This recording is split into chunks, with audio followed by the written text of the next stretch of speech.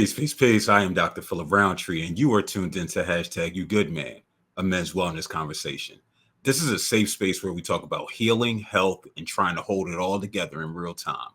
Today, I'm joined by Nafis Ricks, a former professional basketball player who's now using his voice to shift how we talk about mental health, especially in Black communities. Nafis, thank you for being here.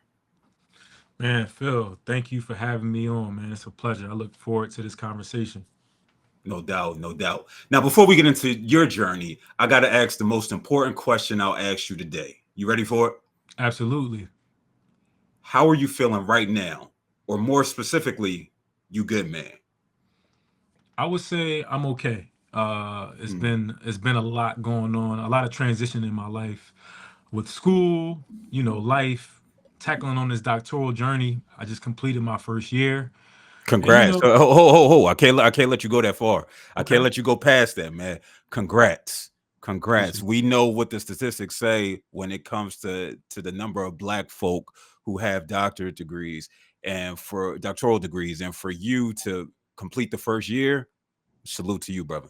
Man, I appreciate it, man. It's like sink or swim in that environment. And I'm just taking all the gems that I can get from people who have done it before me. No doubt, no doubt. So, with that being said, you've been intentional about showing up as a mental health advocate after your career as a pro hooper. What pushed that shift for you? Basketball was going to end. I think the game got like I didn't choose to get rid of the game. The game got done with me, and I Mm, credit that a lot from personal experience, from lack of exposure, being grown up in Philadelphia. I think a lot of times that we think that we use basketball as a survival tactic, and for me, once they said that I wasn't getting another contract overseas, it was pretty much I got to figure something out. uh, mm, Particularly, I had to find another outlet where it felt comfortable. And I feel like being in the mental health space, I'm still operating as an athlete. My sneakers, I still wear Jordans, I still wear sweats, so I still have the persona as an athlete. And just I use a lot of the language to try to reach people when using the basketball terminology and using it in therapy. mm. So I want to circle back. You said that you knew you weren't getting another contract. How old were you when that happened? I was around 26.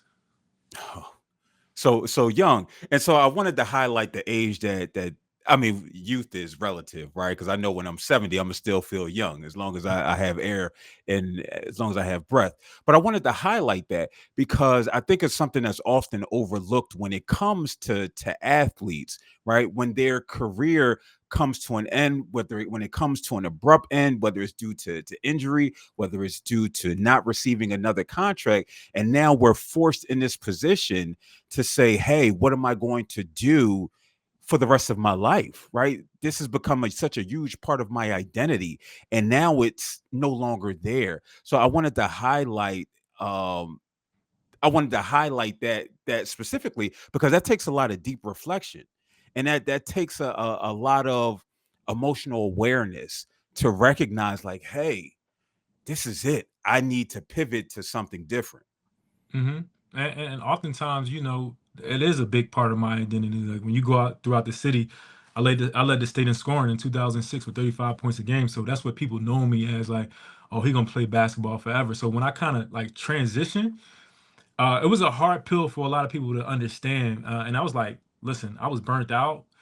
I didn't get another contract, and at the time I had a 3 year old. Like, so I had to figure something out. Like, I had a bunch of money in my pocket, but I didn't own a house. I didn't. I had a car, but what's a car with no house? Where you gonna Mm. have your family at? So that kind of what brought me back to reality to make that pivot.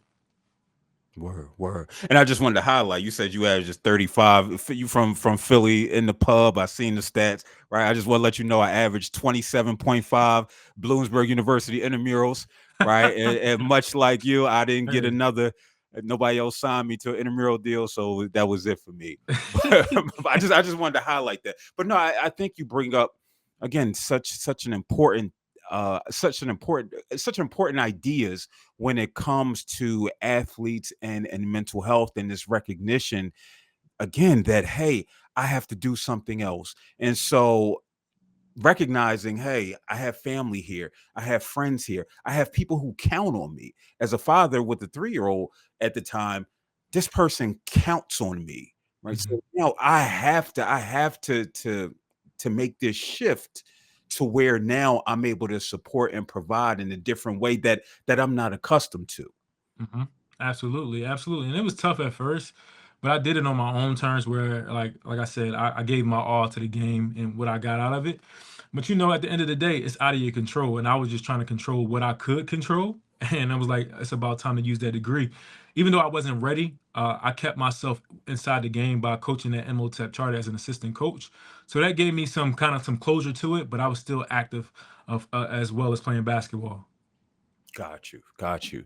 Now, growing up here in Philadelphia, what were some of the messages or silences that you grew up with around mental health, especially as a black man and athlete?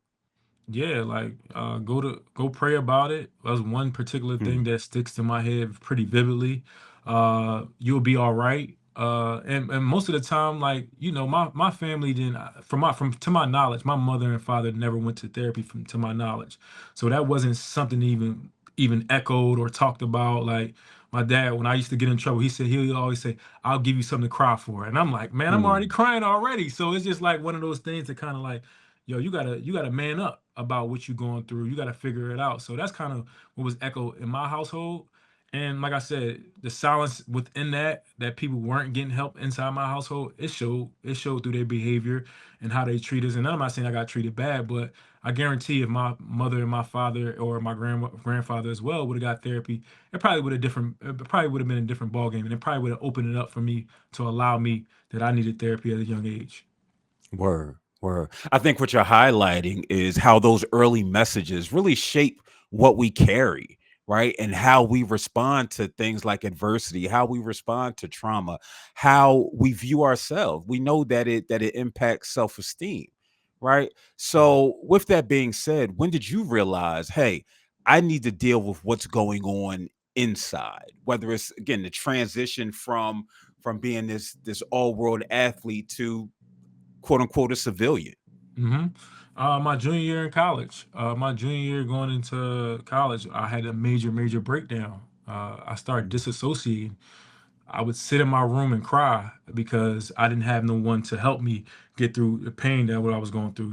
Growing up in Philadelphia, a lot of times you go through gun violence so much, you become accustomed to someone sending you a message. Such and such got killed.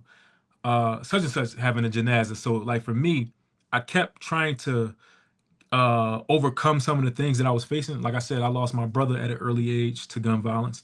I lost mm. my cousin a year before that, before my sophomore year. So all those things I was carrying along, and when I start seeing myself feeling like I was gonna hurt myself, that was kind of like the shifting part because, like I said, I disassociated. I was crying in my room and my basketball game suffered because I couldn't do workouts. Like I Mm. was literally like nervous, having anxiety attacks before practice, and I know I wasn't mentally prepared. So that's kind of when I start saying like I need to get somebody to help me work through these things that I'm going through. I want to highlight how you were able to name those traumatic events, those traumatic experiences. You were able to name the shift in behavior that you experience, because that's so pivotal when we talk about understanding our mental health and then being able to address it. Whenever I talk to folk, even though I have all this clinical jargon, right? I do think if we're able to say, hey, I don't feel well. This doesn't feel well. This impacted me. My brother dying impacted me. The friends going to janaza, that impacted me. That's a start, right? You and I both being having this clinical expertise, we recognize that everybody's not going to have the language, but everybody is going to feel the impact of those experiences.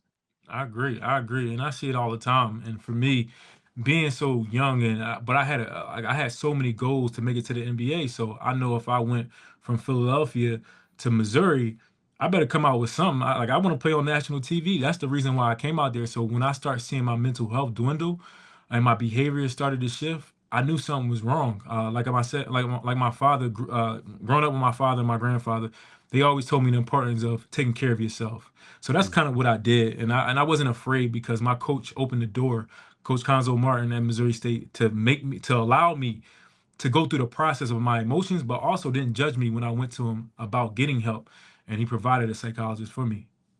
Word, word. And that was going to be my next question.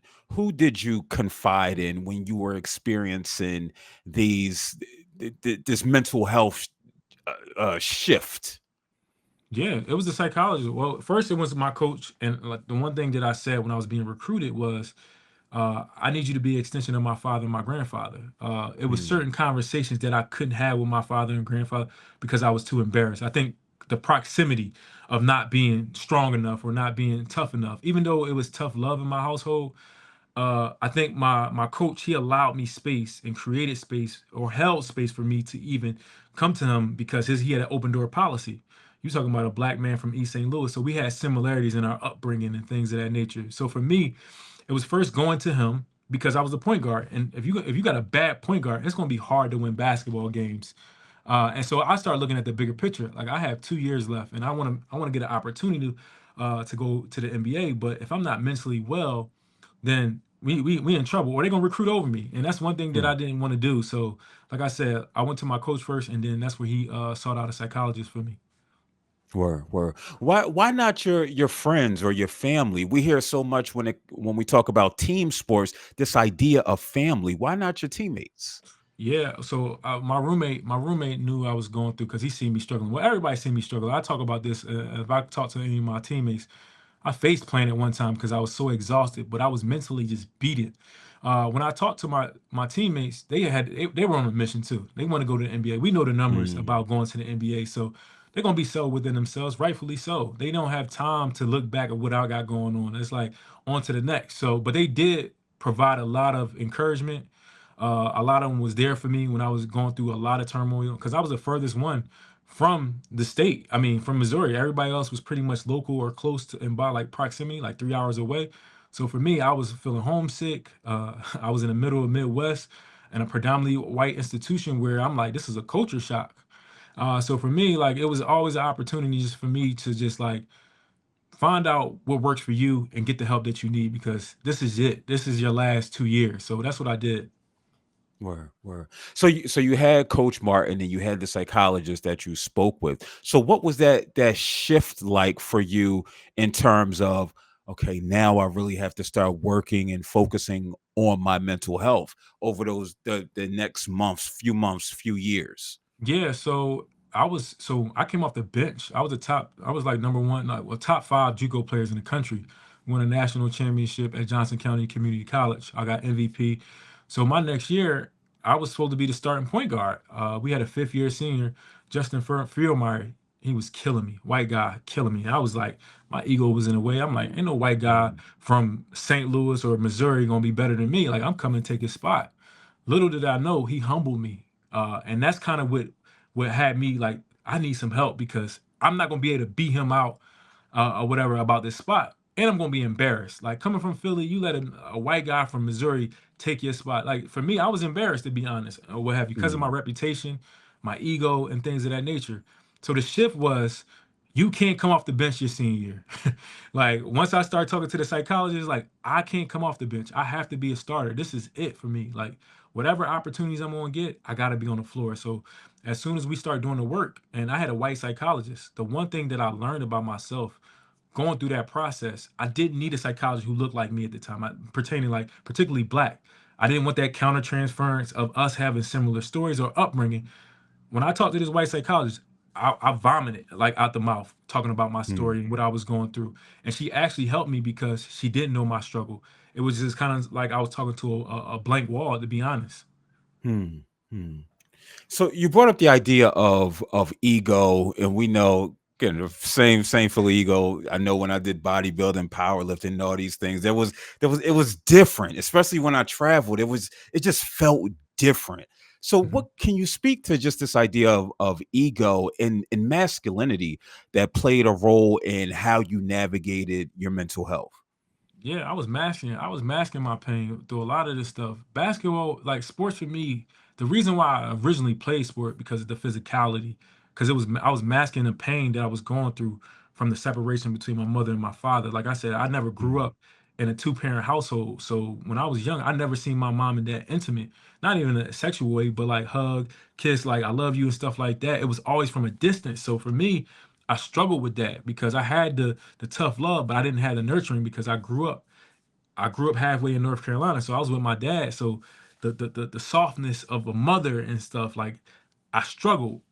So that ego would always come in when I played sport because I would try to be the toughest. I would run through the wall because I was angry at my pop because he never mm, told us why we left from Philadelphia.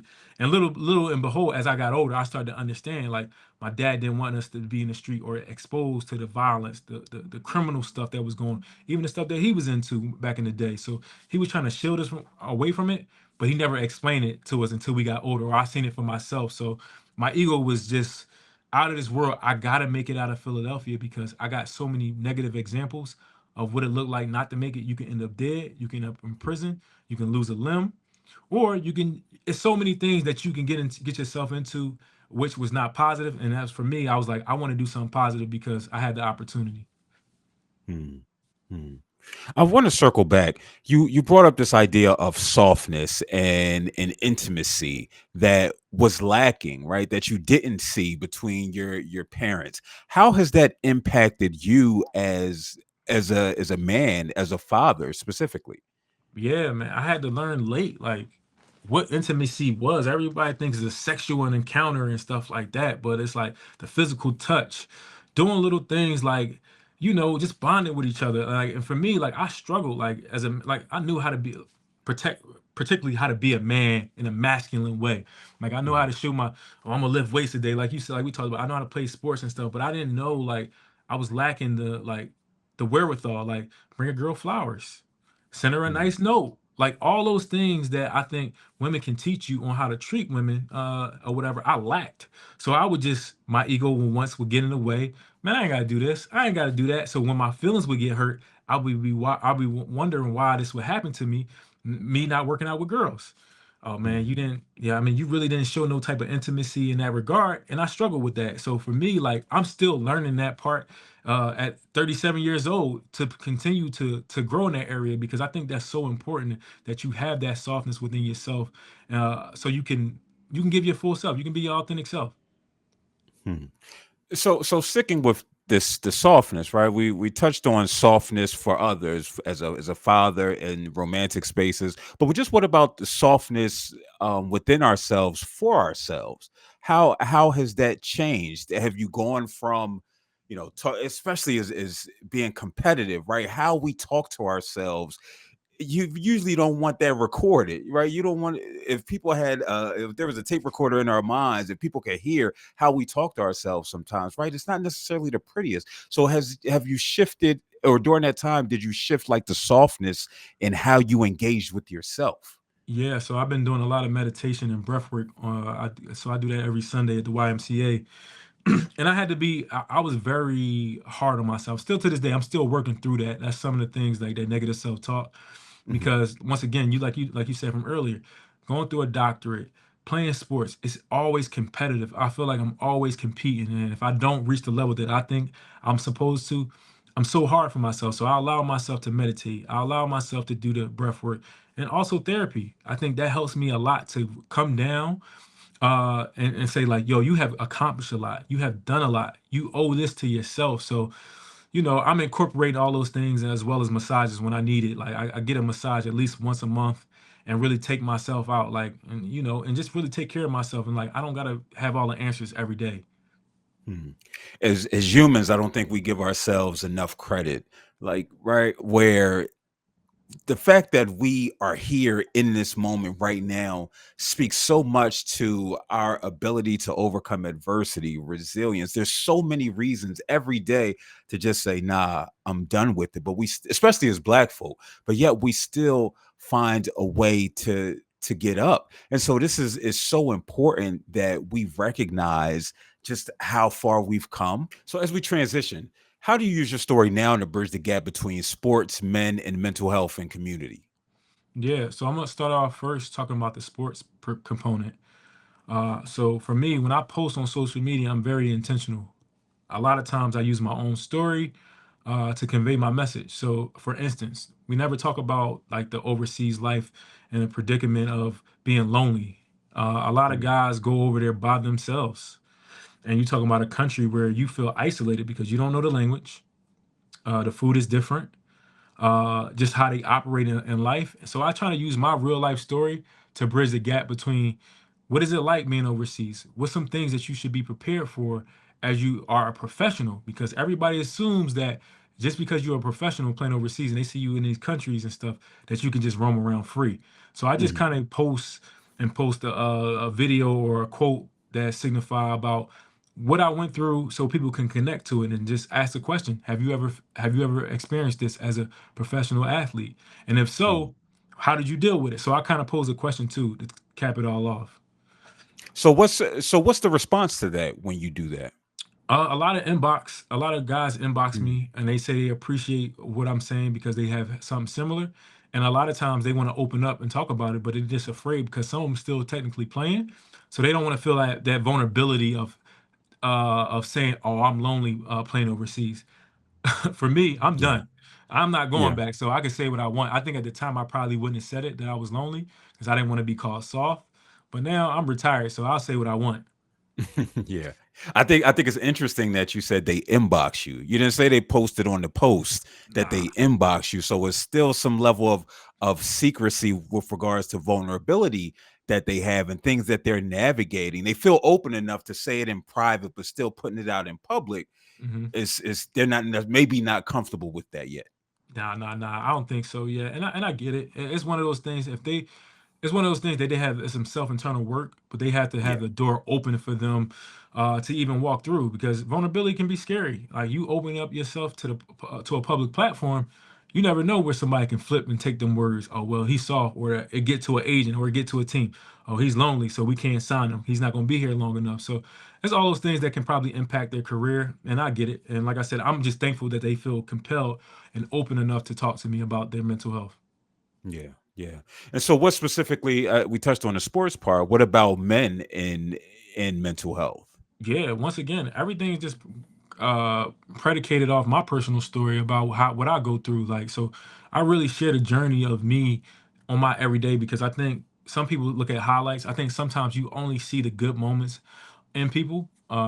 And I always like to show that I'm a real person. So the same thing that I post on social media, particularly with men, this is what you're gonna catch outside the network of social media because if I post all my good highlights, oh, I'm in a doctoral program, I finished my first year, but I never talk about the failures of staying up late night, trying to figure out how to write this paper, or try to figure like I'm stressed out. I feel like I'm gonna throw up because the work of just trying to learn research or the microaggressions that you got to sit in these classrooms that you got to face. So for me, like I use my personal story to let people know that I'm real and Hmm. I try to be honest as possible of what I'm going through and not for a pity party, but just show that I'm human and always trying to advocate for men. It's like it's all right to go through things. What are you doing about it to go get that community support or that therapy? Yeah, yeah.